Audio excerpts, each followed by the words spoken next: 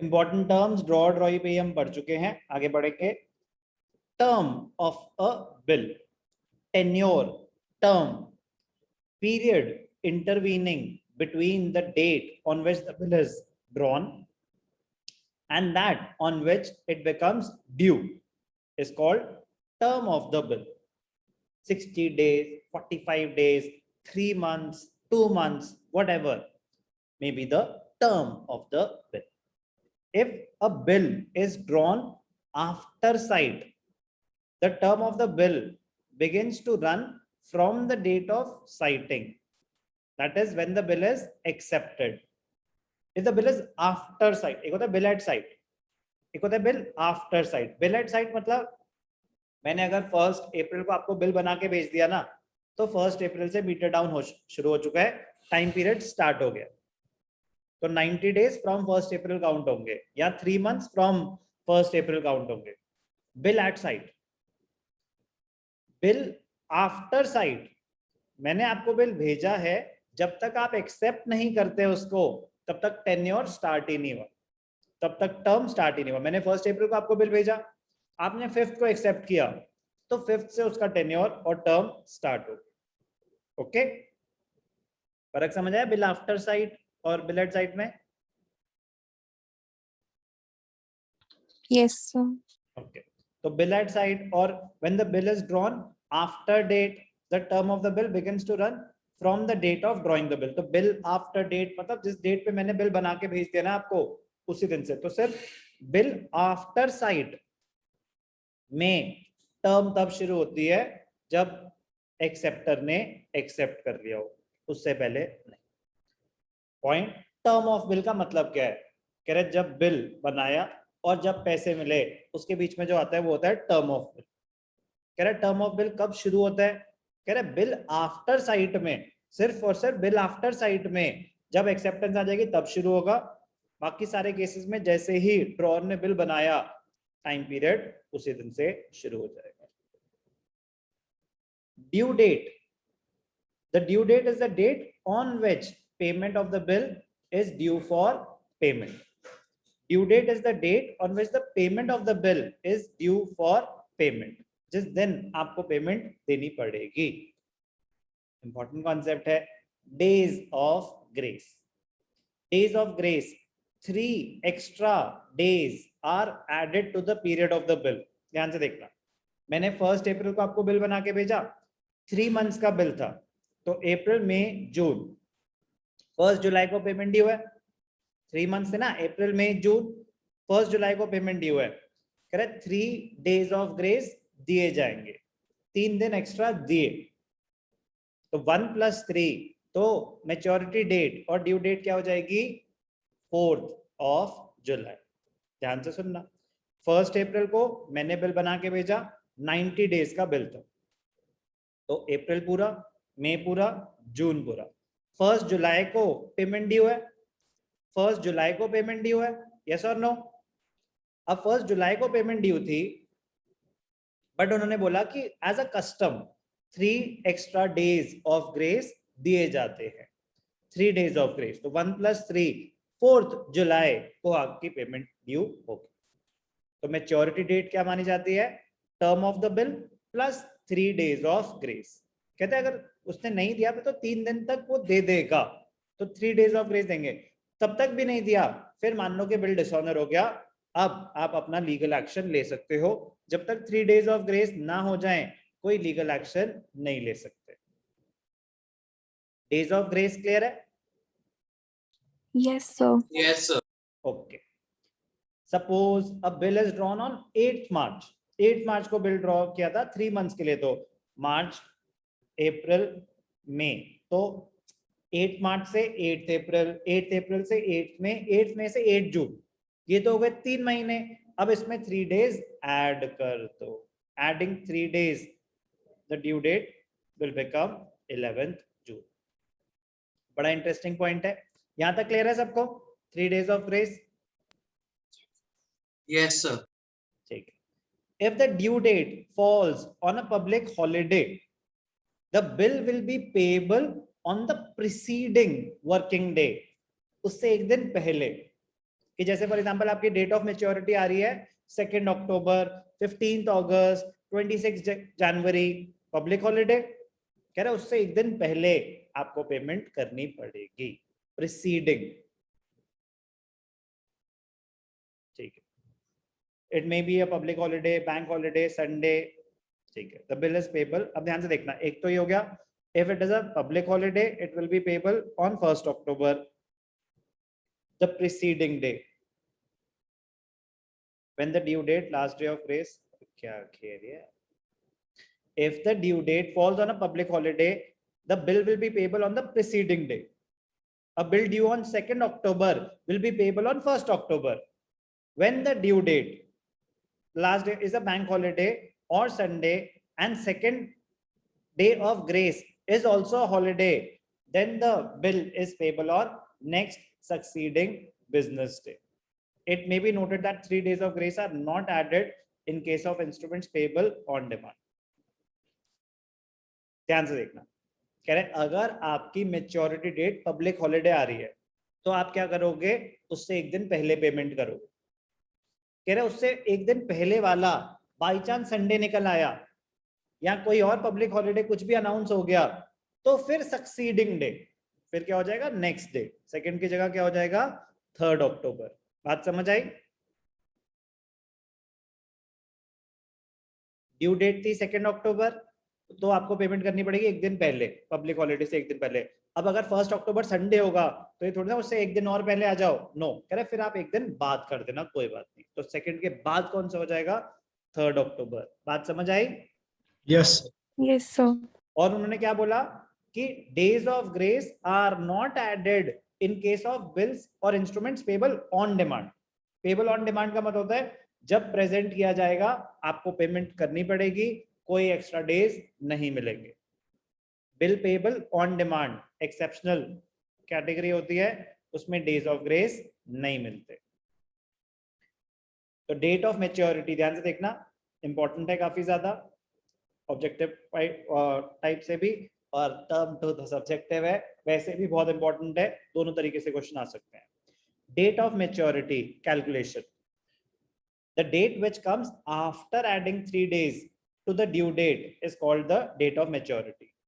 While calculating the due date or the maturity date, following points must be kept in mind. Days of grace are not allowed when the bill is payable on demand or at site. Bill payable on demand, bill at site, जैसे ही present किया जाएगा आपको payment करनी पड़ेगी, no days of grace will be allowed. When the, ये point clear है? Yes sir ठीक है।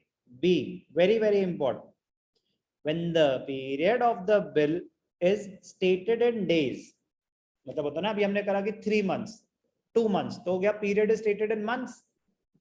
If the period is stated in days, 90 days और 3 months एक ही बात नहीं होती, कैलकुलेशन डिफरेंट हो जाती है।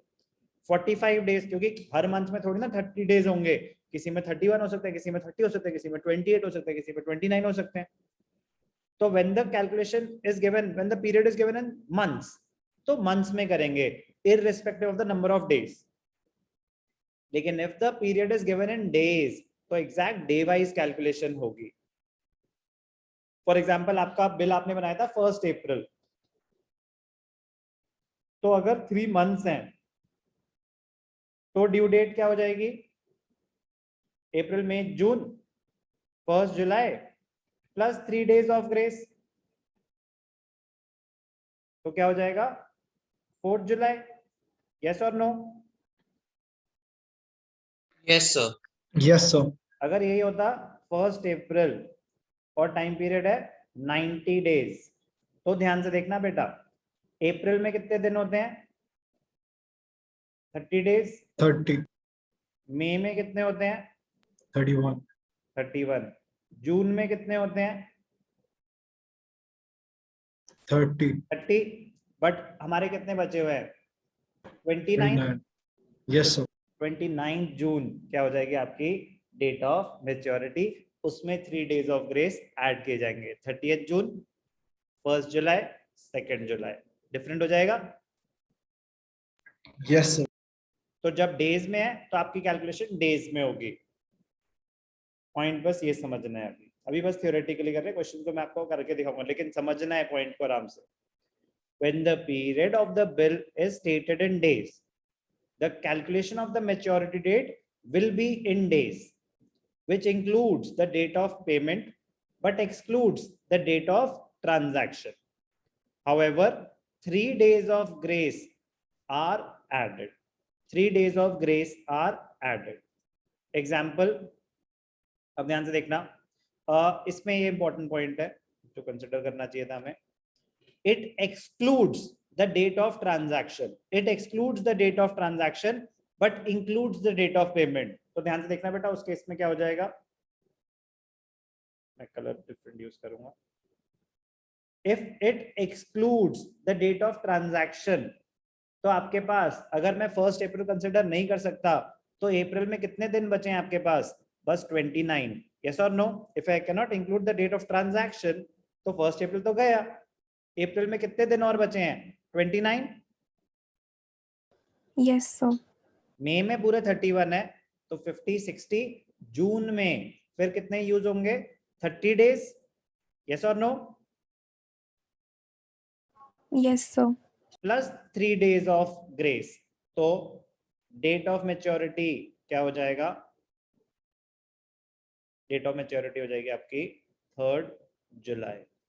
दूसरे केस में क्या थी, 4 जुलाई। अलग आ रही है दोनों में। तो कह रहा है when the period is mentioned in days, calculation will be done in days. 3 days of grace will be given, but the calculation will be done in days. Date of sir 3 months वाले में 1 अप्रैल count होगी?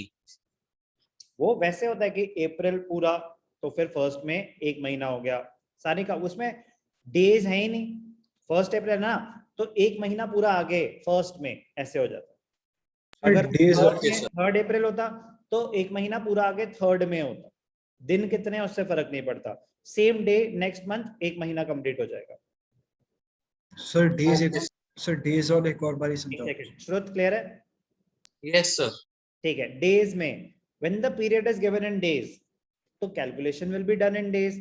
But ध्यान का रखना, जिस दिन transaction हुई है, ट्रांजैक्शन मतलब जिस दिन आप बिल बना के दे रहे हो, वो दिन काउंट मत करो।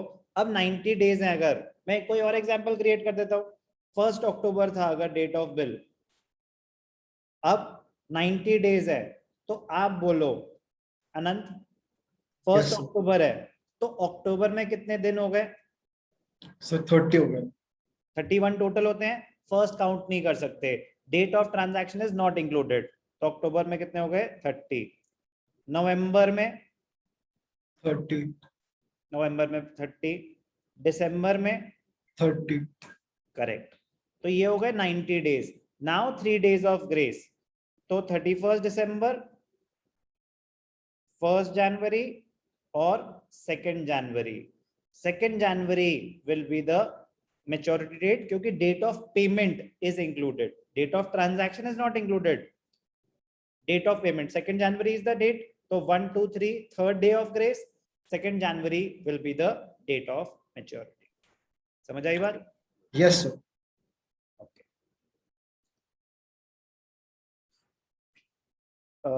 ठीक है, तो एग्जांपल दें यहाँ पे, जैसे 1 जनवरी है, 60 डेज है, तो 1 जनवरी नहीं आएगा। जनवरी में बाकी कितने दिन बच गए, 30 डेज।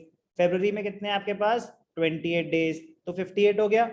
2 दिन और हैं अभी 60 में, तो मार्च के 2 days plus 3 days of grace, तो 2 + 3 5 मार्च हो जाएगा आपका डेट ऑफ मेच्योरिटी। किसी को कोई भी doubt? No sir. When the period of the bill is in months, calculation of maturity will be in terms of calendar months, ignoring the number of days in a month. कितने दिन है उससे फर्क नहीं पड़ता, आप months में calculation करेंगे। In this case also 3 days of grace are added. Example, a bill dated 1st January 2021 is payable after 3 months. तो जनवरी पूरा, 1 फरवरी को 1 महीना, 1 मार्च को 2 महीने, 1 अप्रैल को 3 महीने हो गए, तो 1 April plus 3 days of grace, date of maturity will be 4th April. ये इंपॉर्टेंट है, रेपिटेशन है। If the maturity date falls on a day which is a public holiday, the maturity date will be the preceding, उससे एक दिन पहले वाला day हो जाएगा। तो 26 जनवरी को अगर आ रहा था तो ड्यू डेट क्या हो जाएगी, 25 जनवरी। इसमें ध्यान क्या देना है, ये रूल सिर्फ और सिर्फ पब्लिक हॉलीडेज पे अप्लाई होता है। पब्लिक हॉलीडे पहले से पता होते हैं, पब्लिक हॉलीडे पहले से पता होते हैं, तो आप पहले से बोल सकते हो कि देखो बेटा कैलकुलेशन में अभी दिख रहा है कि पब्लिक हॉलीडे आएगा, तो उससे एक दिन पहले रेडी रहना पेमेंट के लिए। तो 26 जनवरी आता तो आपको पहले से पता था कि भैया ओहो मुझे तो अभी पता चला कि 26 जनवरी छुट्टी होती है, तो ये तो नहीं बोल सकते। आपको पता चल रहा था कैलकुलेशन, तो अगर 1 अप्रैल को बिल बन रहा है तो आपको पहले से ही पता ना कि 90 डेज या 3 मंथ्स कब खत्म हो रहे हैं, मैच्योरिटी डेट तो उस टाइम कैलकुलेट किया जा सकता है। यस और नो? यस। तो अगर अगर पब्लिक हॉलीडे है तो प्रीसीडिंग डे पेमेंट करनी पड़ेगी, उससे एक दिन पहले। ध्यान से सुनना, बड़ा इंटरेस्टिंग पॉइंट। अगर कोई इमरजेंसी हॉलीडे आ जाए कि वो पब्लिक हॉलीडे नहीं था, पब्लिक हॉलीडे तो पहले से पता होते हैं, कोई इमरजेंसी हॉलीडे आ जाए अगर आपकी डेट ऑफ मैच्योरिटी पे, तो आपको पेमेंट कब करनी पड़ेगी, सक्सीडिंग डे, तो हो जाती है नेक्स्ट डे। क्योंकि आपको पहले से थोड़ी ना पता था कि वो कोई पब्लिक हॉलीडे है, कोई छुट्टी अनाउंस हो गई, कुछ भी आ गया उस दिन, बैंक्स बंद थे, तो अब वो तो एक दिन हुआ, तो अब मैं रिवाइंड करके एक दिन पहले तो जा नहीं सकता, तो सक्सीडिंग डे। इमरजेंसी हॉलीडेज के केस में सक्सीडिंग डे, पब्लिक हॉलीडेज के केस में प्रीसीडिंग डे। कोई doubt? No sir. Sir lockdown जैसे केस में क्या करेंगे? लॉकडाउन में तो सारे डेज बंद हो गया ना, फिर लॉकडाउन में अगर बैंक खुला हुआ है तो फिर कुछ भी चेंज नहीं होगा। लॉकडाउन में बैंक थोड़ी ना बंद हुए थे, यस। ठीक है ना। तो बैंकिंग हॉलीडे की बात हो रही है कि बैंक ही जब बंद है तो पेमेंट कैसे हो जाएगी। Okay, okay sir. बिल्कुल। Holi, Holi, Diwali, public holiday, public holiday सिर्फ 3 होते हैं, पब्लिक हॉलीडे सिर्फ 3 होते हैं, 26 जनवरी, 15 अगस्त और 2 अक्टूबर, वो होते हैं नेशनल हॉलीडेज, पब्लिक हॉलीडेज छुट्टी होगी होगी। बाकी सारे फेस्टिवल्स ना रिस्ट्रिक्टेड हॉलीडे होते हैं, कुछ लोग उसकी छुट्टी देते हैं, कुछ लोग उसकी छुट्टी नहीं देते हैं। तो जरूरी नहीं कि उस दिन बैंक बंद होंगे, जरूरी नहीं होता। कुछ स्टेट्स में खुले होते हैं, कुछ स्टेट्स में नहीं खुले होते। तो आप जिस स्टेट में ट्रांजैक्शन कर रहे हैं उस दिन अगर पता चला कि छुट्टी है तो वो पब्लिक हॉलीडे में काउंट नहीं हो जाएगा, ठीक है ना। तो फिर आप सक्सीडिंग नेक्स्ट डे दे सकते हैं, पब्लिक हॉलीडे पहले से ही पता था। Okay, okay sir.